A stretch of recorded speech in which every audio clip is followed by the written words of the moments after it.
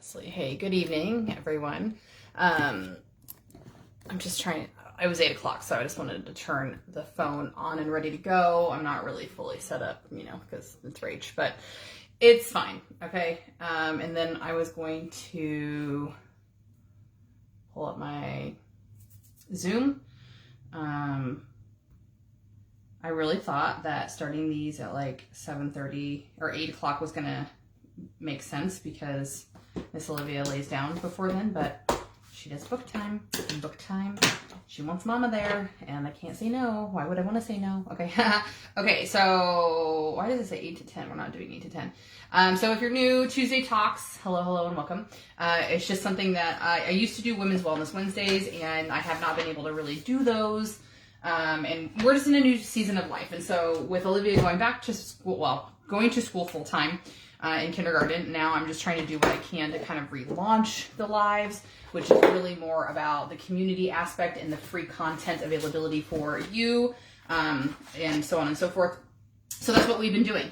And right now I'm just waiting for my Zoom to load up so I can put that on my Good Girls Guide page. And then I'm actually even cheating a little bit for Rachel. I'm getting 2 birds, 1 stone done because I'm actually going to turn this into a podcast it's due tomorrow, due by Rachel standards. And I don't have one ready to go. So it's going to be the exact same process and the exact same lineup that we have been doing, but I'm just going to add in an introduction and just do my regular stuff.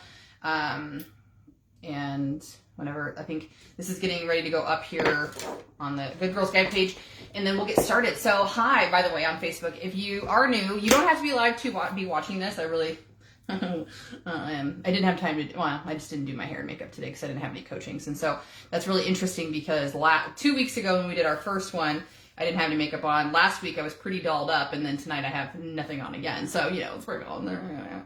Anyways, all right, so we're going to go live on Facebook, and then I'm going to start the recording. Where are my notes?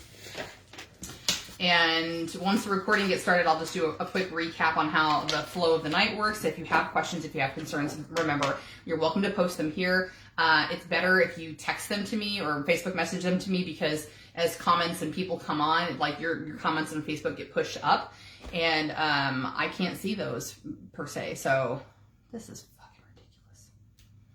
This is the ADHD part-time entrepreneurship that Rachel handles here. My Zoom is waiting for a description, and I just have to copy and paste. Maybe.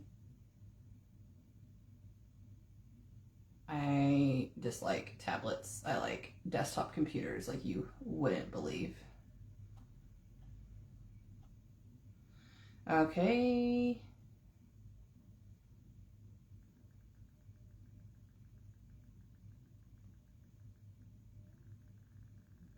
Just updating the Zoom description. Sorry, y'all are so patient. And I wouldn't have wasted your time by coming live already, but it was already 8 o'clock. So I just wanted to let you know that I was here, and then we'll get started. Okay. So passion and purpose is what we're going to be covering tonight, which is all growth and contribution. It's all the same damn thing. But we got to kind of shed some light, passion and purpose, on that confusion. Shared in my group. Nope. Shared in my page.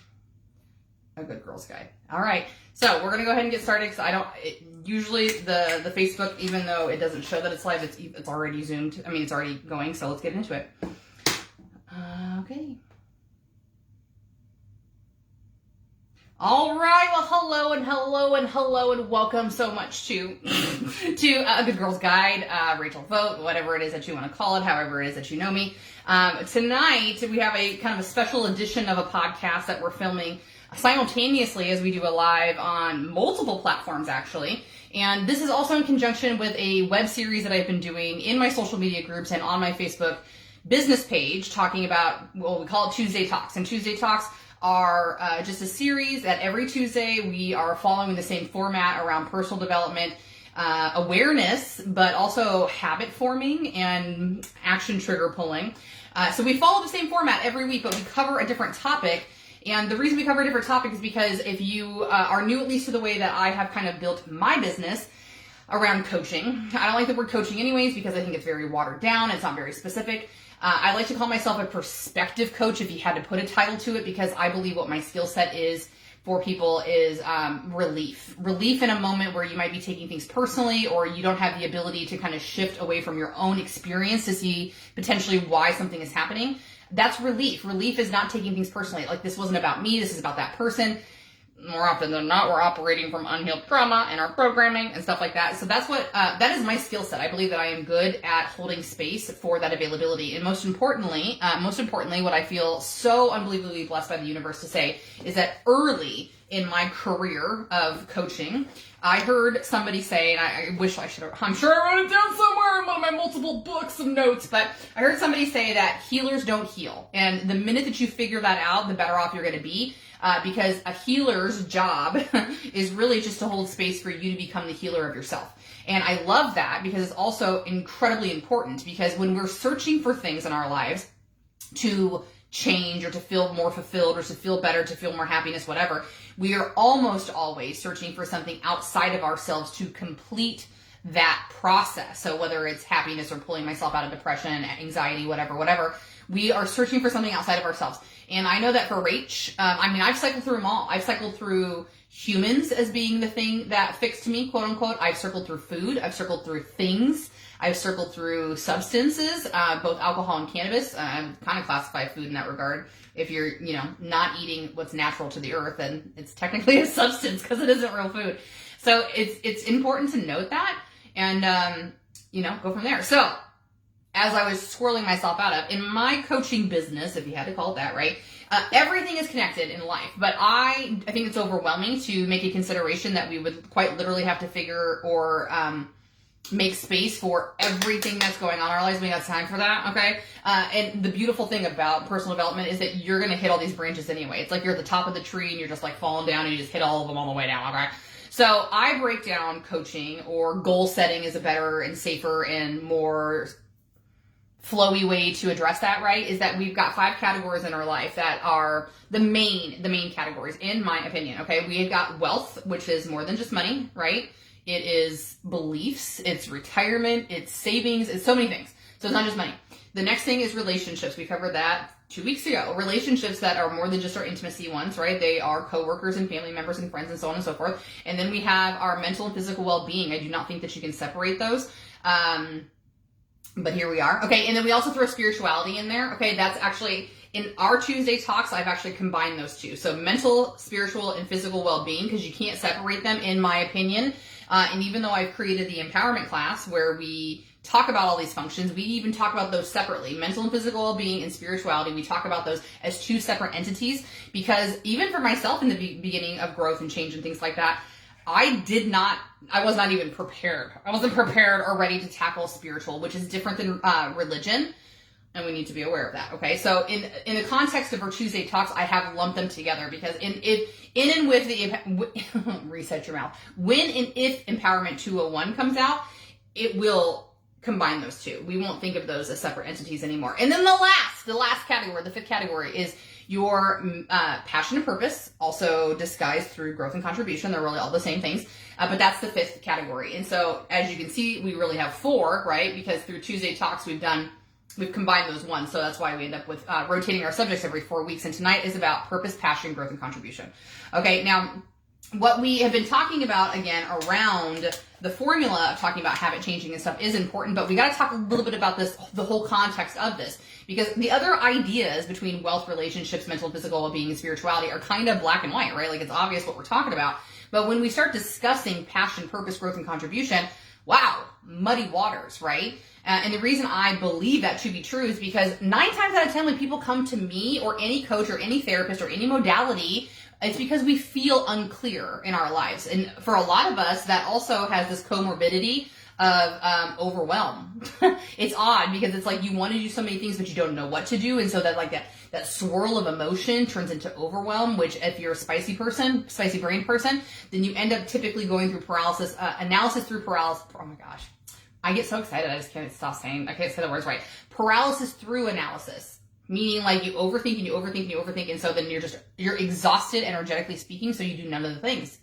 None of the things, okay? Give me a hands up if you can just if you can relate to that, okay? So growth, contribution, passion, and purpose, right? So in the empowerment class, what we really talk about, an idea of this realm, is about your life's intentions. Okay?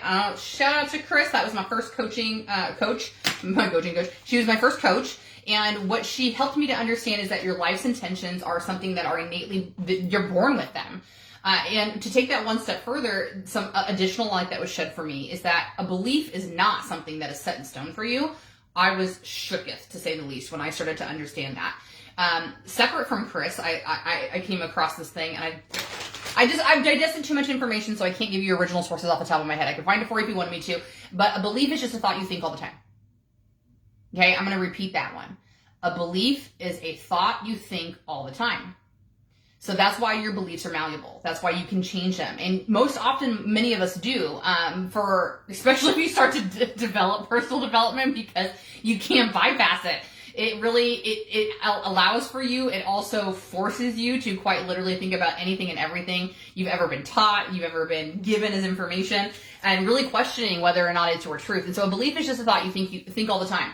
So as an example, I'm gonna use this one as like a semi-jokingly one, and then we're gonna use a serious one, right? So if I said the sky is blue, the sky is blue, the sky is blue, the sky is blue, the sky is blue, the sky is blue, my teachers told me, my parents told me, whatever, I'm gonna grow up saying that the sky is blue, yes?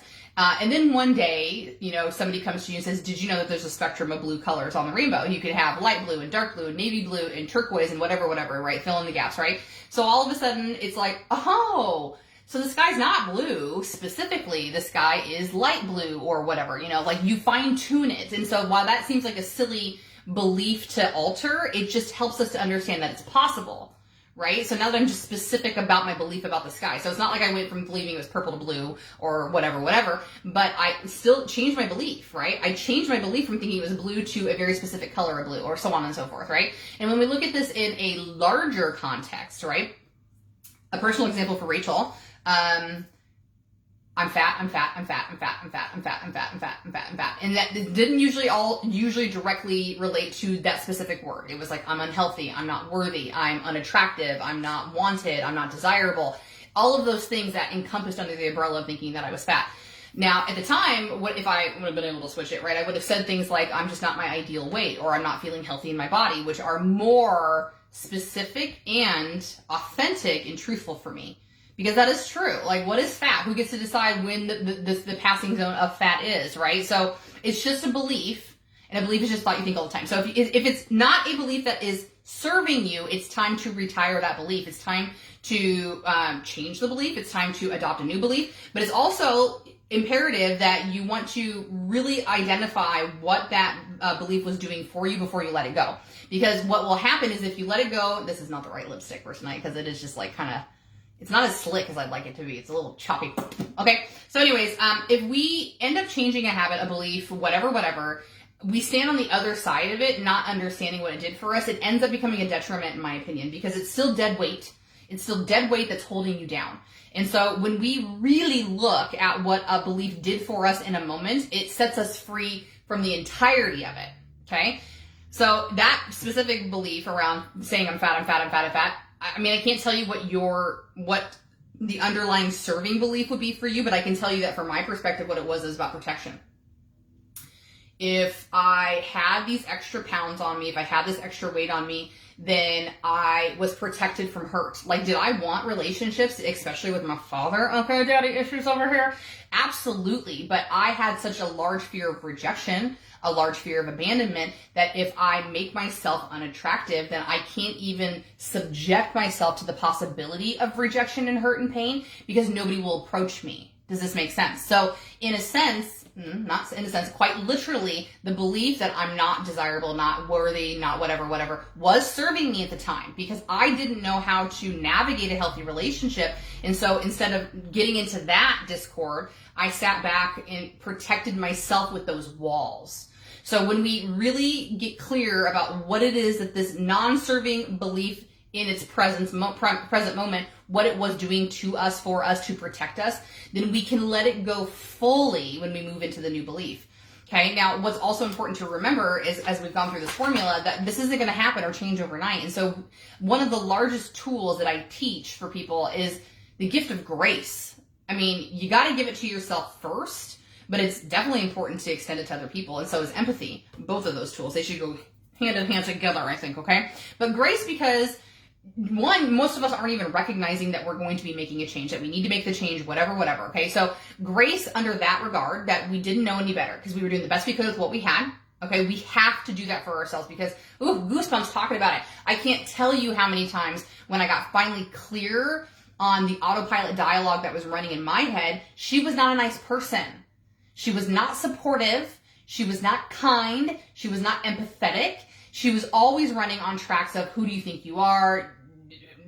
Get your shit together. Like, I knew you couldn't do it, right? So it's so important to be in recognition of that. And so that's the first step, is awareness. The first step is awareness and choosing to walk into that awareness. And that is very difficult. Majority of the masses are never going to get here.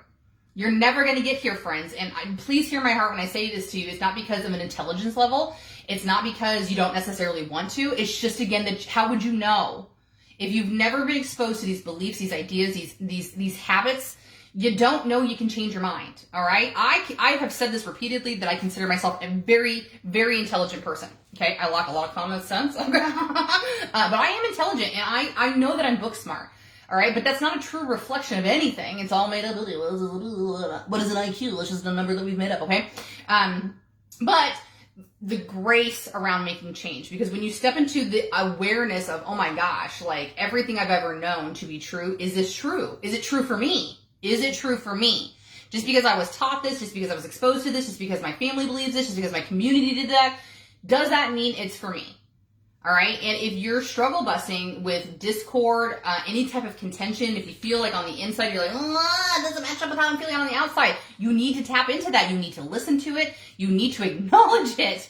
All right. So you give yourself grace because you didn't know any better. All right. I absolutely was a person who was stuck in a fixed mindset because I didn't know a growth mindset was an option. That also tied back into my beliefs. If I didn't know that a growth mindset was an option, I didn't know I could change my beliefs. If I didn't know I could change my beliefs, I didn't know I could change my life. All right. So we have to be in full recognition of that. And so again, looking at that, the program, okay, man, I spoke for 20 minutes. I didn't even mean to go this far. Okay, all right. So the way we have to look at this is understanding, first and foremost, again, that we are living in a black and white world. Okay. Black and white world. I can't say that that's a global thing, but it's definitely within the United States. Okay, so black and whiteness is that I'm either this or I'm that, I'm this or I'm that, I'm this or I'm that. I'm what? I'm fat or I'm thin. I'm healthy or I'm unhealthy. I'm rich or I'm poor. I'm smart or I'm stupid. I'm pretty or I'm ugly. Like, we think this. We think this, and I don't know exactly where it started to happen, that we not only could not identify that you could be more than one thing at a time.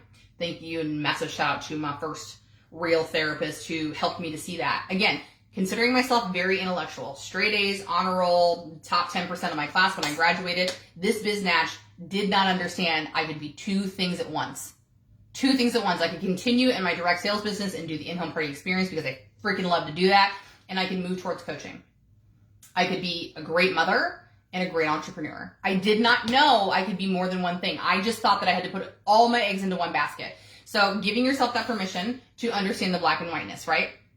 Because the truth of the matter is that I can't even tell you an example that is accurate where it's either this or that. Everything we do, everything we know, everything we learn is on a spectrum. Everything is on a spectrum. We won't even get into like gender and sexuality being on the spectrum, but it's it is. But all those things I mentioned, right? From being poor to being rich, it's not one or the other, right? Like if I have $20 in my bank account, but that's just my spending money, and I have millions of dollars in stocks and bonds, am I rich or am I poor? If I have millions of dollars in the bank, but I've cheated on my wife and impregnated 3 people and I'm not paying child support, and I yell at the neighbor when they let their dog poop in my yard or whatever, is that rich or poor? Right? Because it's not just fucking money. It's your lifestyle. It's your beliefs. It's the way you feel every single day. So it's not that easy. So where's the defining factor that I switch from poor to rich? Where is the defining factor that I go from being an ugly duckling to a beautiful swan? When does it happen? When I get boobs? When I get an ass? When I straighten my hair? When my nails are done? When I have my false eyelashes on? When is it that I'm going to switch from that one side to the other? Where is the spectrum? Where does it go? Right? And that's not even the question I really want you to ask yourself is like, where is the defining line of going from this to that? Because it doesn't exist, and that's the bigger picture. That's the bigger picture, is that it's on a spectrum. So when you identify for yourself where you want to be, that is it. No more questions, no more games. Nobody else gets to define where you fall, right? Because I will sit here and tell each and every one of you, but I mentioned this probably, I don't even know, a handful of times in the last couple of years. Being self-employed, I celebrated my 8-year anniversary this summer. I have been self-employed for 11 effing years. There has been previous years that I've made more money, more tangible, physical money in my business in a year than I have probably in the last 2 to 3 years. I make less real, quote unquote, money now than I have in the past. Why do I tell you that? Because if you ask me if I feel like I'm rich, well, let's resituate that word, right? If you ask me if I'm poor or if I'm wealthy, oh girl, you don't even have to ask me twice, okay? I am the richest I've ever been in my life, okay? So there's 2 factors there, right? Like I just said, like we have to figure out the fact that everything runs on a spectrum, and then we have to decide where we want to land on that spectrum, and then we have to be in radical acceptance of said spot on spectrum, okay? So that's the black and whiteness that we all exist within, okay? Now, how do we get here, basically? So this is a 4-step process that we talk about tonight. The things that we have to consider around passion, purpose, growth, and contribution, right? As I was talking about earlier, and I got squirreled because I always do. All right, we were talking about your life's intentions, all right? So as I was stating, my first coach was helping me to understand that these are innate within you. Like, so we were, I'm realizing the bigger squirrel that I was in, okay? About how the fact that beliefs are malleable and you can change them, right? It's just a thought you think all the time, right? But your values, I can't say that, they'll never change, but truth be told, that's pretty built into you, okay? Like values differ than your beliefs, because again, a belief is I think I'm fat, I think I'm thin, or I think I'm rich, I think I'm poor. A value is more along the lines of being an empathetic person, being a generous person, right? Like these are things that you value about yourself and humanity. And so, that's what I want to say. Like I can't say without a doubt that those will never change, because I can tell you that the things I valued in my younger years are different than what I value now, but only to a degree, right? Because when I was younger, I would have valued money, but today I value richness, which is again different, but kind of in the same realm. So it's important to really understand that as well, okay? But your values won't change. They won't change. They will be more rigid than your beliefs. And that is, again, why you have conflict, right? Because the inside you is saying, like, I want to be this. I want to show up as that. This kind of thing makes me happy. But the outside, everything, your parents, teachers, pastors, environment, government, society, friends, they have all been saying, yeah, but you'd be happier if you did this. You'd look prettier if you did that. You'd fit in more if you had this in your life, right? And so that's your contrast. It's like everybody else is telling you what's going to help you fit in and be happy versus what you're saying, but I just want to be a hippie and run around with no shoes in my backyard and put my hands in the dirt and grow my own food, right? Like, sure, a lot of us do that now, and in adulthood it's more acceptable, but is it compared to what you were told and growing up with, right? So that's the important thing to remember. So in the first bubble of this conversation, you got to think about what your expectation is around passion, purpose, and growth and contribution. Now, what's really important about this conversation tonight is that all the previous ones that we had, I think that there are easier definitions of man versus woman and everything in between. In a sense, like there again is an expectation typically. When we were talking about money, there's a lot of visuals you can think about where women are expected to handle money and how they are expected. They're the spenders, they're frivolous, blah, blah, blah, blah. Men are the savers, they make the money, right? So there's a very clear division, at least in our society, of what we deem men to do and women to do. But when we talk about passion, purpose, growth, and contribution, it's a little bit muddier. And what I find ironic about this is that passion, purpose, growth, and contribution typically come a little bit more naturally to women than they do men. I think that we innately have this skill set, we innately have this desire. But this is, again, a societal thing. Because if we look at, actually, before we can even get into those, we have to really, again, we have to make sure that we understand what ours are. Okay. So with growth and contribution, is it related to your job? Is it related to your individuality? Is it related to your family role? What is your growth, contribution, and passion and purpose, right? So the reason I was like trying to separate those is because at least within the empowerment class and for my coaching clients, what I have found is that the trend that we run into is that it's all muddy for a lot of people. And we are so confused about whether or not this is supposed to be our job. Is this supposed to be something that we do like in our free time?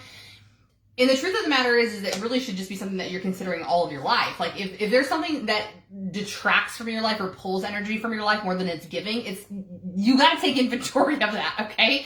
I'm not saying quit your job. I'm not saying stop hanging out with that person. I'm not saying like don't volunteer for that nonprofit, but absolutely do the inventory. All right. It's so imperative that whatever it is that you're doing in life, you're getting back what you put into it. Because then it's just taking from you, all right? And women are already, I don't know if this is what it is, you don't need more things taking from you, okay? If anything, more you need to focus on the things that are going to add that energy back in, especially for women, okay? So what I was trying to say is that this is one of the categories that I think it's more unisex than the rest, because the others have very clear divisions, again, in our society about what a man is told to be and what a woman's told to be. But when we look at growth and contribution and passion and purpose, it's very muddy. It's very, very muddy.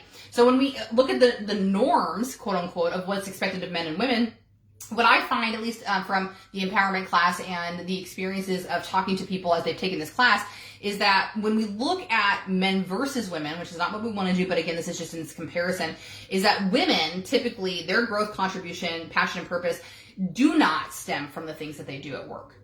They are usually outside of work, whether that's church related, again, volunteering, animals, hospitals, people, community, whatever. That's usually the thing that fills the bucket. Not surprising. Why? Because it's on your own time. Why? Because you're usually not getting compensated for it, okay? It's not wrong. And I also need you to know before we run out of time, we got plenty of time, but I need you to know that if at the end of this conversation and through your own reflection, that you don't end up having a job that is the end all be all to growth, contribution, and all those four things I said earlier, right? That's okay. I was at a place in my life where I thought, man, what is everybody doing with their life? If you're not happy in your job, you're really shooting yourself in the foot. That came from a place of privilege. Not only because I had the accessibility to do it for self, but because I had gotten clear about what it was that I wanted, right? So, with all due respect, I can of course sit on the other side and say, well, you're unhappy? Get your shit together, figure it out. And of course I don't coach like that, I don't say those things, but, I would encourage it. So, 5 years ago, I would have been dismayed and upset at you if you, weren't, raking in money from doing the thing that brought you happiness, which is naive and kind of silly. Just because I lucked out and the thing that I very much enjoy also supports the family, that's not going to happen for everybody. That's not going to happen for everybody. And it's not always going to be my permanent thing, to be honest. I'm not saying that I'm quitting. I'm not saying I'm walking away. It's just, again, permission to give yourself that this is just the current way it looks in this season of life. Okay? So important. So I'm going to tie that back to what I said earlier about this realization of when I was loving doing parties. It was, my full-time income, but I was starting to really feel this itch to move into generalized coaching and not just sexual wellness and intimacy. And I was having this panic attack of conundrum because I felt like I had to choose. I felt like I had to choose what I was going to do. And so in that moment, when my therapist, thank goodness again, was like, why can't you do both, right? It was a deeper root of fear around wealth and belief in money and whatever, but I had to give myself permission and recognizing, oh, we're shifting.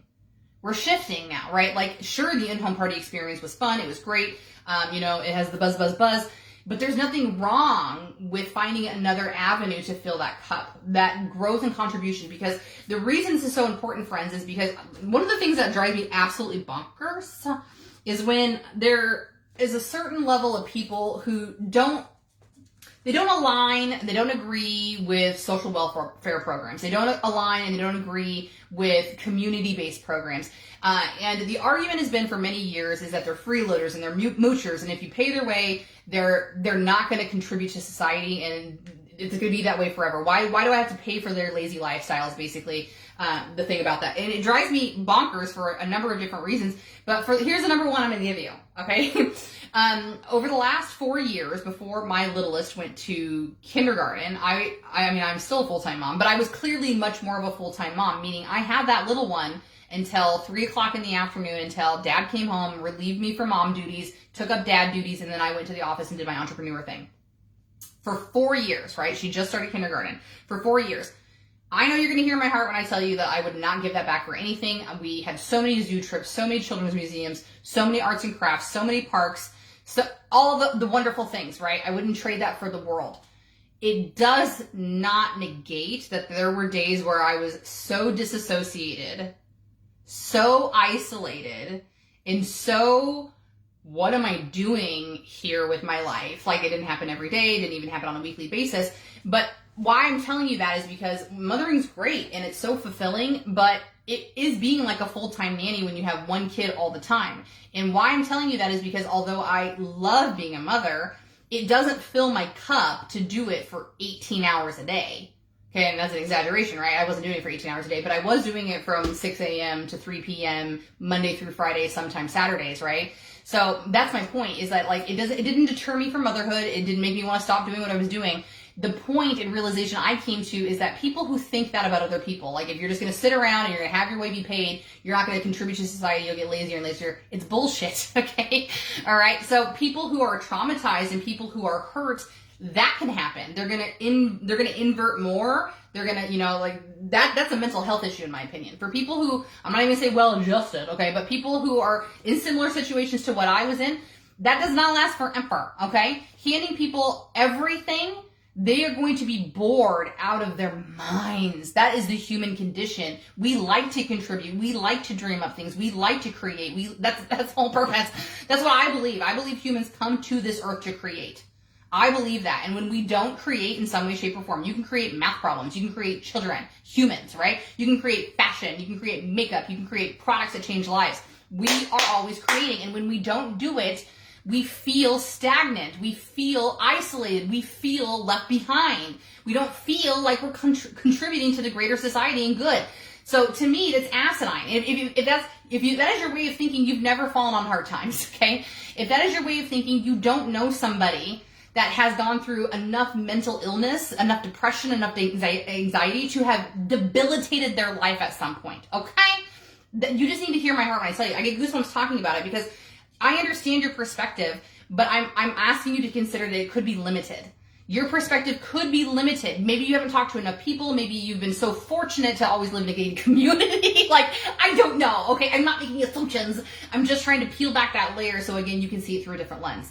All right, so when we consider what are the expectations of humans around growth, contribution, and passion and purpose, this one's hard. It's easy to say, the examples I gave earlier about what women are expected to do or what we deem women do with money in relationships and religion. Like, we've talked about that. Those are easier.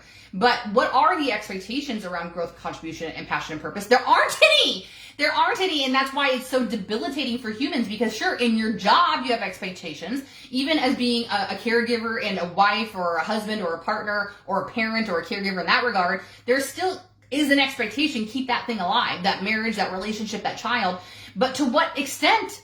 What expectations are we given? We're not. And so this one to me is hard because we don't know where to go. We are directionless typically when it comes to these types of things. We might luck out. We might luck out and we might have partners and parents at home who are already well adjusted or they really fuel their fire through growth and contribution. So we got to witness it in some standard that allowed for us to do that. But I have to tell you that even in my own experience, that is minimal.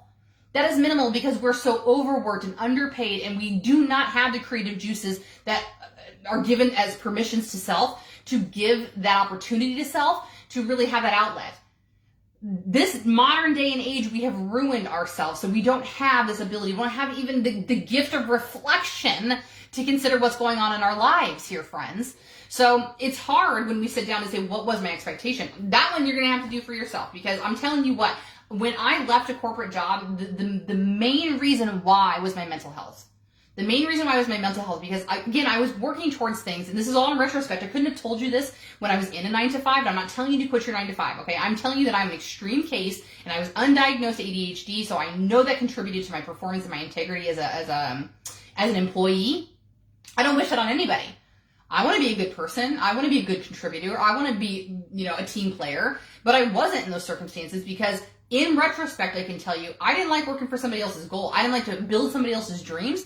And not because they weren't worthy of it. Like, well, actually, maybe that's, I should say, because they weren't worthy of it to me. I was out there building cell phone plans and selling cell phones. I was out there selling insurance, which is also a crock of shit in my opinion. Life insurance only needed because of the society we live in, and it's cost a fucking fortune to actually bury somebody. But I wasn't passionate about those things. So helping people, clearly I'm passionate about it. I love it. Can't get enough of it. It fills my cup. I'm not drained at the end of a business day. I am energized. I ain't gonna be able to go to sleep right after this live. Are you kidding me?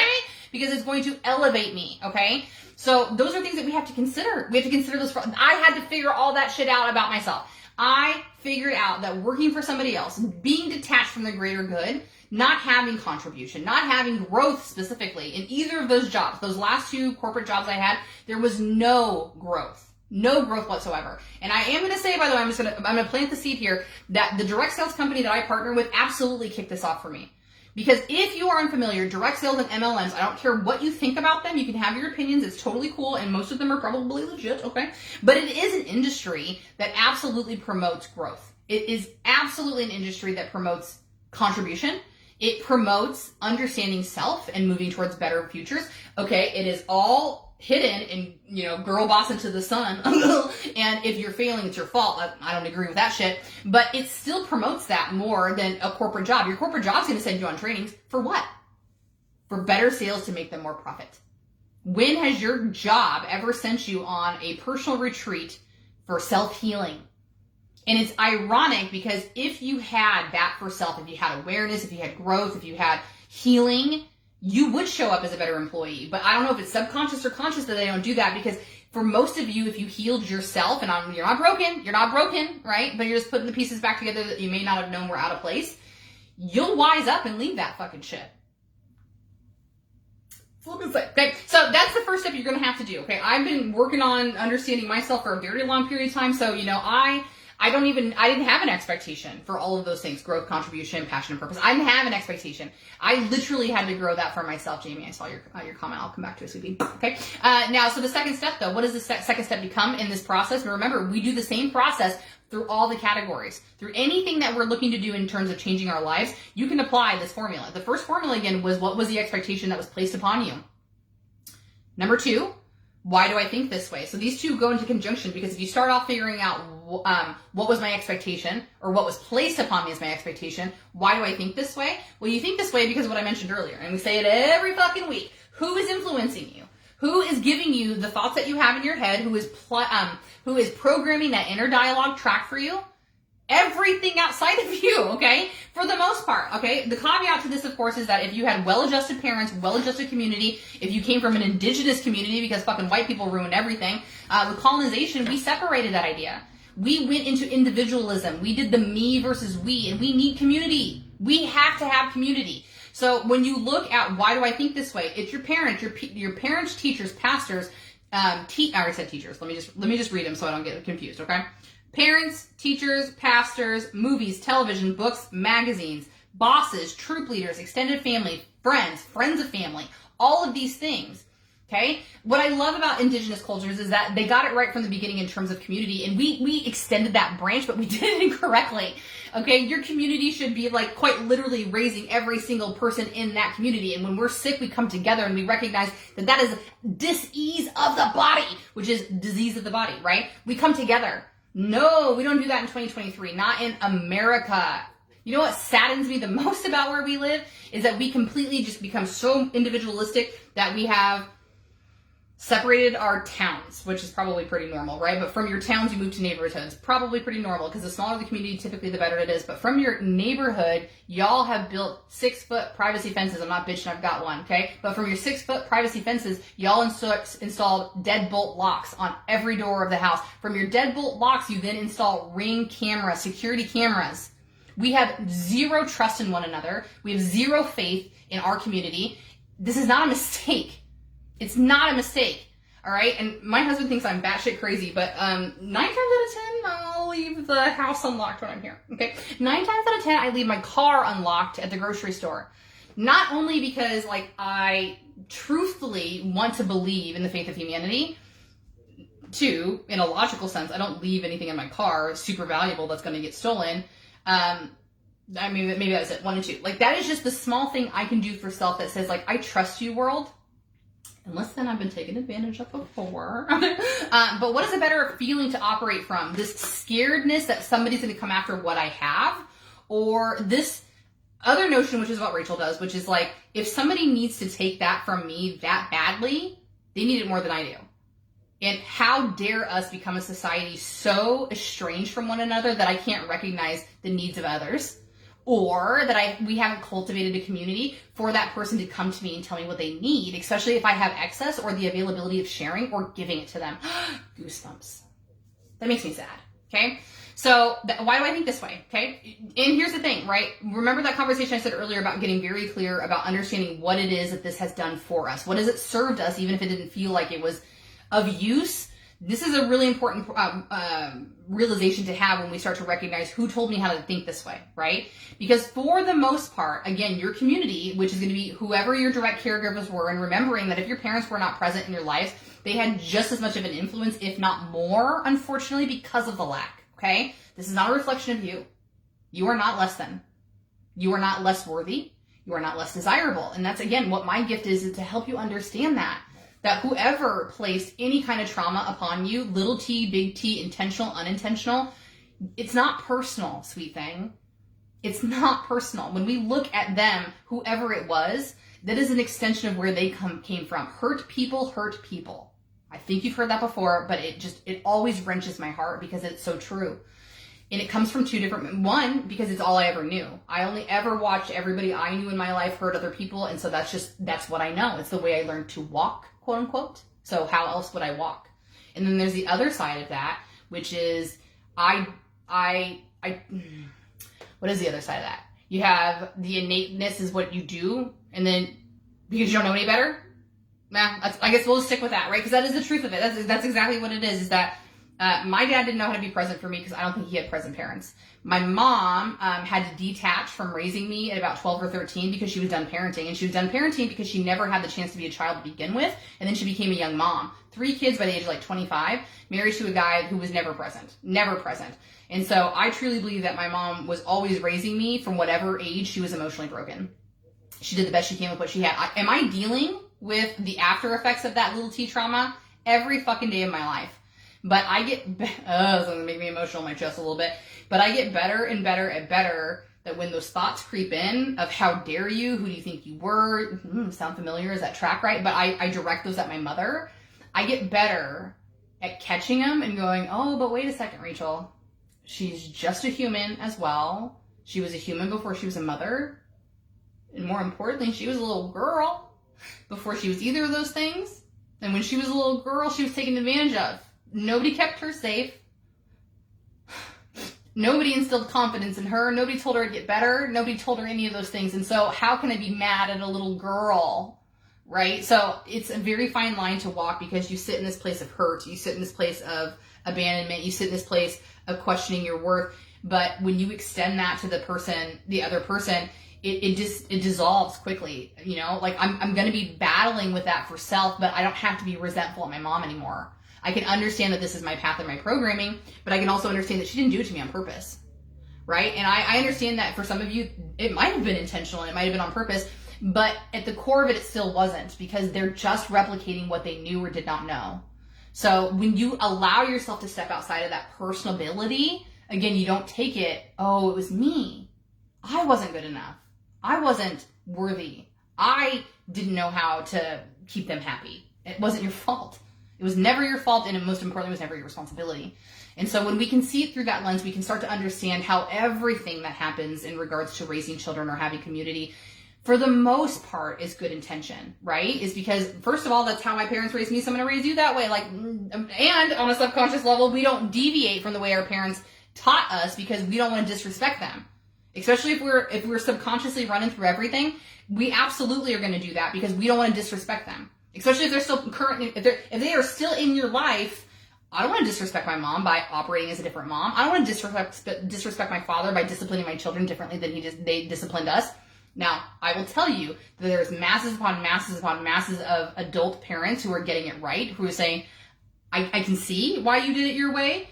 Cool. Appreciate it. Even respect it. Maybe not, but I am to your face. I'm going to do things my way. Kudos to you. Kudos to you, because not only, again, how much presence it takes to really recognize that you are not your past, also the radical acceptance that you're now doing this from scratch, because you didn't have a blueprint to parenting. You didn't have a blueprint of raising little individuals without trauma. You didn't have the tools to make sure that that little person knows that they're an individual, that they're loved unconditionally, that they can never fuck it up, so bad that you'll never love them. You're doing that from scratch. So that's where the grace comes in, and we pat ourselves on the back because you're doing the best you can with what you got. And at this point, it's nothing. You're starting from nothing. Ooh, but it's worth it. It's worth it. So they did the best they could with what they had. And this is, again, about the social conditioning of acceptance by community, right? The example I typically use week to week is when we talk about potty training, right? Like if you're on your way home I really hope that there's this, talk about potty training, right? Okay, I'm going to turn the volume down because it was muted. I hope it wasn't like muted on the Facebook the entire time. Sorry about that if you were there. Okay, so potty training, right? So if you're in the car and you're on your way home and you say something from the backseat, Mom, I got to go to the bathroom. And she says, oh, okay. Can you wait 5 or 10 more minutes because we're going to get home, okay? The intention was good. The intention was to teach us to hold our bladder. The intention was also to recognize that you said you had to go to the bathroom. Thank you for telling me. I appreciate you, right?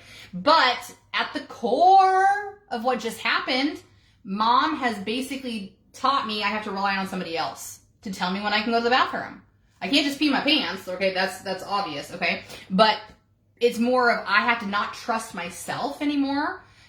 So I trust somebody else to tell me when it's right to meet me, okay? And this is a small example, but I want you to extend it to everything that you do. It influences the way that you eat. If somebody used to make remarks about, are you really going to eat all that? Or even on the other side of that is that you finish that fucking plate because we don't waste food in this house. Both of those things influence you around food. What was one thing my dad used to say to me? It is not a surprise to me that at 37 my face still breaks out because I kind of believe that some of the energy that's trapped in my soul is the 14-year-old girl that one time at dinner my dad said, what's wrong with your fucking face? And my mom, shockingly, said, Jeff, you can't say that to her. So that damaged my self-esteem and my self-image. When it comes to money, are you really going to buy that? Can you afford that? When it comes to, relationships or self and all those. Okay, so I think we covered them basically, right? Passion and purpose, it could be like, do you really think you can make money doing that? How many times have people heard that? Do you really think you'd be successful as an entrepreneur? Do you really think you should deviate from the plan and do your own damn thing, even though you know it'll bring you way more happiness than sticking to the status quo of what everybody else is fucking doing over here? There's good intention there. You have to remember, the intention is I'm trying to keep you safe. The intention is that we've always done it this way. We know that it works. Please don't deviate from it. What happens if you die? I can't lose you. Please don't do that. So, and I'm just going to take that one step further, is that typically when people are giving you unsolicited advice in that caliber, and it comes off angry, mean, short, bad intention, all of those things, right? Or angry, right? Remember that anger, by the way, is always a secondary emotion. That is out of fear. They're trying to protect you. They don't have the right verbiage that says, oh, wow, like, this is a big deal. Like, we've never done anything like this before. It's kind of exciting to watch. And what are you going to do in terms of support? How can I support you through this and make sure that you're as successful as you can be? All we see is a future that we can't predict because you're doing something different. You're doing something different that makes me feel unsafe. And furthermore, if you are deviating from the path and you're doing well at that, oh, you better watch your stuff now because you're about to piss off a whole bunch of people, okay? That's twofold, friends, because when you start to piss off people around you, especially in your direct circle, number one, it's because you've killed off somebody that they used to love, right? Like if you show up different, and it doesn't matter. It doesn't matter if it's for the positive. It's almost a slap in the face when this happens, but it doesn't matter if it's for the positive because you used to be somebody else regardless. You used to be fatter, poorer, unhealthier, binge drinker, cocaine user, whatever the fuck, and now you're sober. Now you choose you. Now you look to the future. You're not the same person, and people don't like it when you kill off people they love. So that's one facet that can happen. The other side to that is that you've made change. You've made change and they've been trying for fucking ever and they haven't made any change. And now you're showing them that it's possible? Who the fuck do you think you are? And again, I have to tell you that in my experience, for the most part, both of those categories, subconscious. These people who say they would love and support you through anything, even your partners, sometimes when these two categories happen, it is absolutely subconscious. They don't recognize that well, I mean, they recognize that they're angry and that they have discomfort, but they don't recognize that they're doing it out of protection to you. They don't recognize that it's stirring something up within them that's making them feel insufficient. So be aware of that, okay? It's so difficult because, friends, it's not going to happen. It's going to happen. And for me, I'm just going to say, this is what I have to say about that. There were relationships I expected to lose. There were some that I was looking forward to kind of falling off the radar as well. And not because I didn't like these people, but because, again, we were just in different headspaces and we were different goals and so on and so forth. And so those could kind of naturally disappear. But there are relationships that I did not anticipate to lose. There are people that even when I like actively and loudly said, I'm going to make change, I'm making massive change in my life, and they were like, kudos to you, I'm there with you, I'm taking your first class, like blah, blah, blah, blah, blah, blah, blah. And now they won't even call. They're just not in my life, okay? I'm not going to go down that route, but I was not prepared. I was not prepared to lose those people, and you might not be either. And you have to recognize again that it's not personal. It's something that's stirring up within them. And you're welcome to reach out to them. And I wish you all the luck.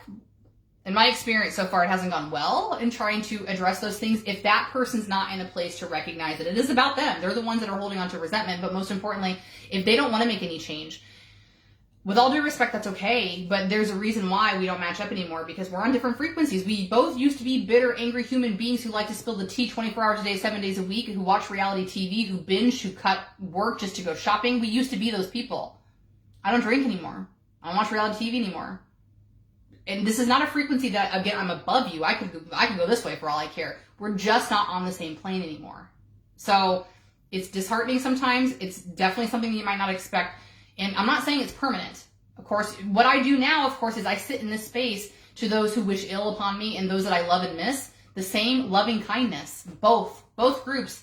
Why? Because if they could operate from a place of true authenticity, they could find their true happiness. If they could find growth and contribution, they'd feel the same way I feel, which is not anger and not madness against those people. It's what I'm expressing right here, right now. It's joy and well wishes, because if we were both operating from our own happiness, that just makes sense, right? Like, you don't negate my happiness by being happy. You don't take away from my happiness by being happy. There is so much in this world that you can open yourself up to that doesn't take away from mine. And that is, again, another thing that I think a lot of us think is, if I have more money, people will go without. If I have more success, people will go without. That's not true. You do nobody any favors by playing small here, friends. Nobody. That was another thing that changed my life, because sometimes I get into a lot of nihilism, which is like, oh, woe is me, or why should I make this change? I'm just one person. I can't change all the world. I can't change all these women's opinions about sex and intimacy. I cannot educate all these men about what they should be doing, right? And so nihilism, which is, again, like kind of like paralysis through analysis, you give up. Like, what good is there for me to make change because I'm just one person? You can't fall into that trap. Please don't do that. Okay. And I ended up squirreling myself out where I was going with the nihilism conversation, but I digress, okay? So that's step 1 and 2, by the way. We said the first step, again, is recognizing what was the expectation that was placed upon you. Step 2 is, why do I think this way? You were told to. You were given the expectation to. We've always done it. It's always the way it's been, is that we just pass it on and pass it on and pass it on. We haven't thought at good detail about, is this healthy? Is this meaningful? Is it progressive? Now, a lot of us don't sit down and think about those. Are the active ways I'm raising my children effective versus the ways that my parents raised me? Were they effective? No, we just repeat. We repeat because it was easier to do it. Okay? So what does step number 3 become? We're doing pretty good, but and we're like we'll be over an hour potentially here on the social medias that we're doing live. But we got about 11 minutes left in the podcast, so we're just going to run out until that clock goes. And so if you need to dump early, I don't think that was the word, but if you need to ditch early, totally understandable. I appreciate you being here, and I just want to say thank you now, okay? But if you're able to stay, we got 2 more steps left, okay? So step 3 becomes, does this align with my beliefs, right? So the thing I was always told to be or believe about passion, purpose, growth, and contribution, does this align with who I say I want to be, okay? We already talked about it. Probably not. If you're listening to this, if you have conflict, probably not, okay? Because you have to remember, again, that we are all truly authentically something. We have our own individual unique energy, We have our own goals and our own dreams and our own hopes and our own wishes, but it gets clouded and muddied again with all of those external expectations. And so what I have found is that people, again, typically who are looking for me, looking for the class, looking for sessions, looking for modalities of healing of some kind, you're not broken, you're just putting pieces back together, we just call it healing, okay? Your confliction. You can easily tell me right here, right now, like if can't put my finger on it, but it feels icky. That's it. That's it. Because the internal you who's been trying to be here from existence is trying to come out. This thing, your soul, the greater you, higher self, whatever you want to call it, it's your authenticity. It's you if you were never held back. If you were not given a set of beliefs, it would be who you would have genuinely became to be. That person on the inside is gently knocking, saying, hey, you know all those things that you were told about being fat and unhealthy? We don't agree with that, okay? You know all those things that we were told about making money? We don't agree with that. Let's go live off a small, tiny house and build a garden and live off our own food. We don't have to make 6 figures a year to be happy. We can figure this shit out. That's the inside of you. But the outside of you says, no. What about retirement? What about 401ks? What about traveling? What about Birkin bags? Conflict, right? Conflict. Inside me says, I want to be this. The outside says, you can't do that because we'll be rejected from society. And we don't want to die alone, which is the greatest fear that all humans have. Everything, boo-boos, everything that you're afraid of, I guarantee you, I will tell you how it'll trace back to a fear of dying alone. That's it. Which again is ironic because with colonialism, we completely tapered out community, which indigenous cultures always got right. And we moved into this me mentality. That whole conversation I had about shrinking your personal space from city to town to neighborhood to 6-foot privacy fence to deadbolt locks to Ring cameras, right? We did that. We became individualistic. We became the nuclear family, and we cannot survive that way. It is why we're overwhelmed. It is why we're exhausted. It is why we're pulled in so many different directions. It's why so many moms are exhausted because you've been wearing so many goddamn hats. And there used to be bucos of women helping to raise your children. And we're not meant to do it this way. And so now we sit here trying to figure out how to exist in this world, and this is the conflict that you're suffering from. So even though we can't wipe the slate clean and start living in teepees as we should tomorrow, we can get closer by recognizing our true authenticity and stepping the fuck into it. Because when you shine from your bright light, like I said earlier, it's not your job to change people. It's not your job of your friend who says, who do you think you are? It's not your job to change your mom who can't get her shit together. It's not your job to fix your boss who only yells at you guys every single goddamn day. That's not your job. And you can't do it anyway because you can only control yourself. Listen to me when I tell you that one more time. You can only control yourself. You have been trying to control the external factors. That's a sense of control, right? Because if you can control how that boss feels, how your mom feels, and whatever I said earlier about that third person, right? If you can control how those people feel, that's a sense of control around your environment. Then you know, predictably, your boss will be happy, your mom will be happy, that person will be happy, so now you're happy. Except you're not, because you haven't addressed your own goddamn needs. You address their needs to keep them satiated. You probably don't even know what your needs are. That's a problem. And that's why you're exhausted. You haven't even tapped into your own. Stop doing that shit. Stop doing that. So when you authentically be you and you say, no thanks, mom, I can't fix your problem. You say, no thanks, boss, I ain't working off the clock. And you say, no thanks to whatever that third example was that I already forgot. And you operate from yourself. You fill your cup. You can create more. You inspire others, which is your goddamn job. That's what you do. You sit there and you show others how good it feels to be themselves. That's why you're watching me. You're not watching me necessarily because you need the next big dildo in your life, okay? You know how to get that. You're watching this hour-long live on Facebook because you have been inspired by something I've said before. You have been inspired by the fact that I live authentically as much as I can. You're inspired by the fact that I do something that I love to do. You're inspired by the fact that it's obvious what my growth and contribution is to this world, and you shudder at the fact of thinking that you may never have that. That's what I do in this role for you, and that's what you are supposed to do for the rest of you, for your children, for your partners, for your parents. You be authentically you. And when your star shines so bright that it offends people, they're not your people right now. And I know it's hard to hear. And I know, again, it taps back into that fear of dying alone. But you also have to hear me when I tell you that when you operate from the frequency that you're supposed to, you attract more frequency. You attract me.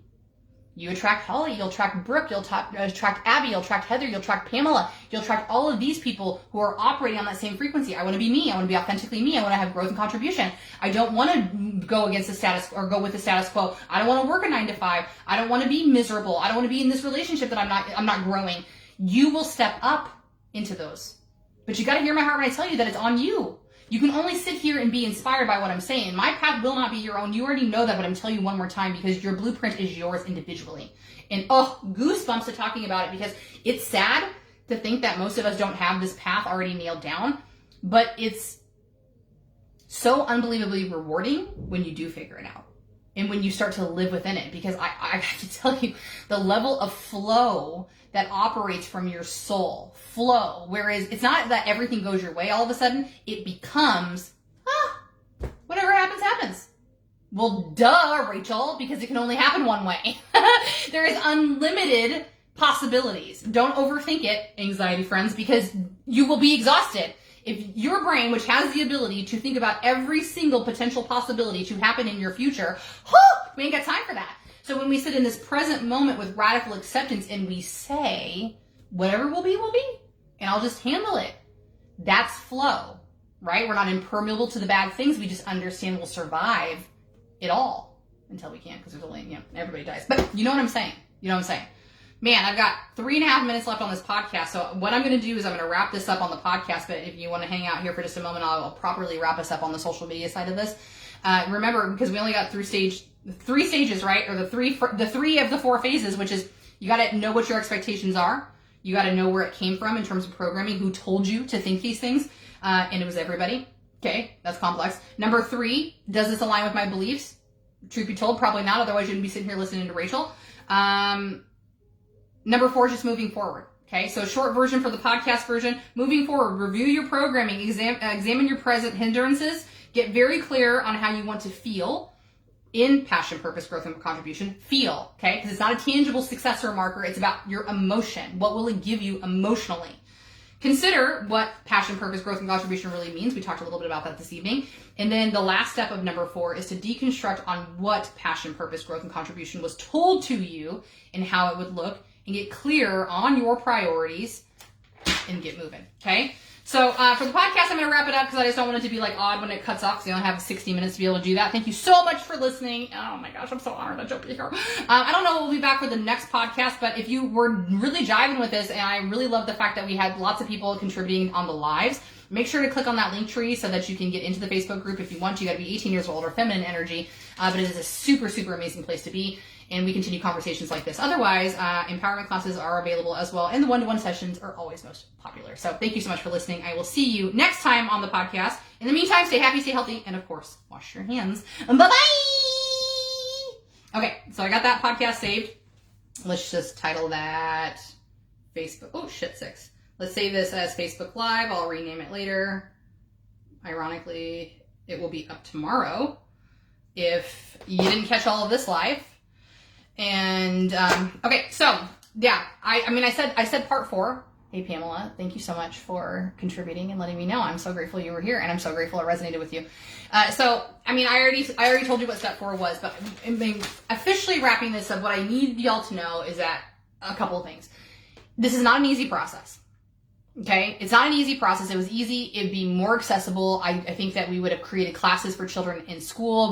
We would give this away at secondary schools like SEC, community colleges, and stuff like that. If we really cared about the existence overall of humans, this would be accessible knowledge. But the truth of the matter is I can't say without a doubt. I know even borderline sounds conspiracy theorist, but there's a reason why the world functions as it does, and it's unfortunate because I do believe that the way we got here was out of lack.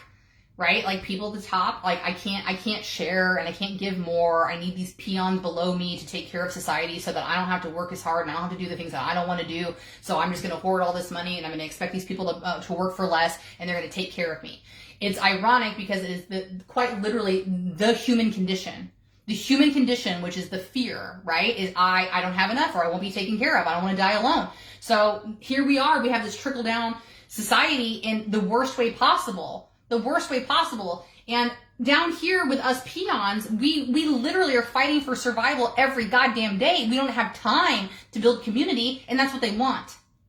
They don't want you to realize your authenticity. They don't want you to realize that community is where it's at, because when you bound together and you operate from your creativity, you are limitless. Because when you start to realize you don't need that much money, you don't need those things, you need these humans, you need that emotion, you need value, you need worth from self, you can't put a number on that. You can't buy that in a store. You can't create a class. You can create a class about it. Rachel did. But you can't create courses to make millions upon millions upon millions of dollars, or you shouldn't at least, because again, it's this fear, it's scarcity. So we have to recognize that it's all circular in that regard. And where I won't go on to that conspiracy, it's not a conspiracy theorist, it's a fucking truth, that we live in a very oppressive system for both men. Well, men benefit from the patriarchy, but they're also very much hindered by it. But patriarchy and misogyny ruin everything. They ruin everything for women, they ruin everything for people of color, they ruin everything for minorities of any kind, and the only people who are benefiting from it, and I say that in air quotes, are men at the top. Because they are also hindered. They're hindered because their expectation is to work themselves till they die. Their expectation is that they have to be the providers of the family, no matter what that means, at the expense of their happiness or at the expense of the extent of time with their family and their children. That's the expectation that's placed upon them. And ironically, they're so blindsided by the privilege of being at the top that they can't see how it hurts them at the same time. So we cannot, and this is the nihilism talking, right? We cannot expect that we will make massive change individually.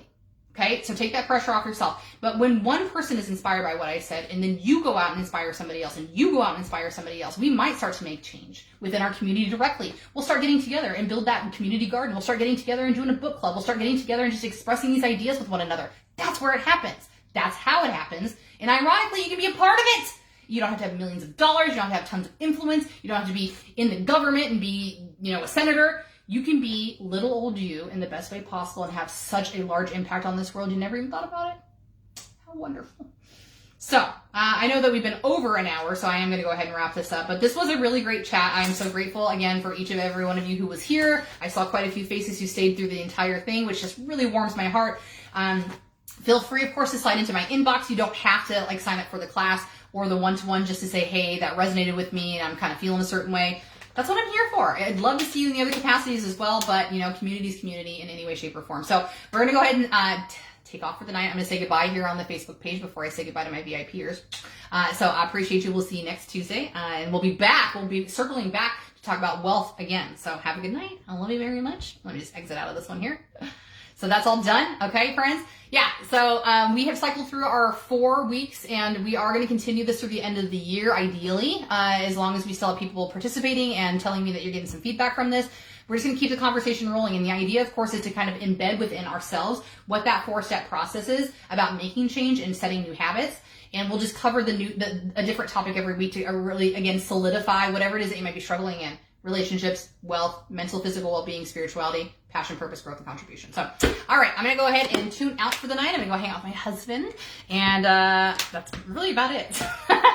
Thank you so much for being here, y'all. I really enjoy lives. It is the way for me to immediately, directly communicate and also build community with you. I adore that. Aside from, of course, coming into your home and doing a vibrator party. All right. So until next week, as usual, as I just said on the podcast, right? Stay happy, stay healthy, and of course, wash your hands. Have a great night and a fantastic week. I love you.